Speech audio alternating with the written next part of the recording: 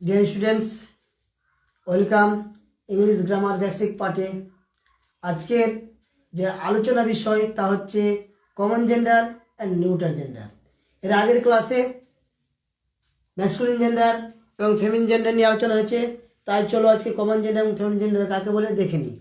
যে common gender উভলিঙ্গ, যে noun বা প্রোনাউন দ্বারা স্ত্রী পুরুষ উভয়কে বোঝায়, কোনোটিকে নির্দিষ্ট করে বোঝায় না, তাকে কমন জেন্ডার বলে।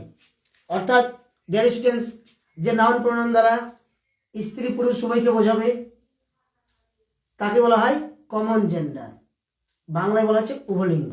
যেমন student, baby, teacher, child, friend, parent, etc.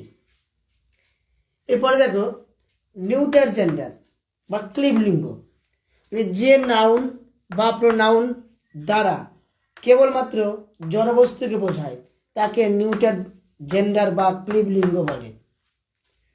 যেমন river, hill, tree, book, pen, etc. এই হচ্ছে ডিয়ার common gender and feminine gender.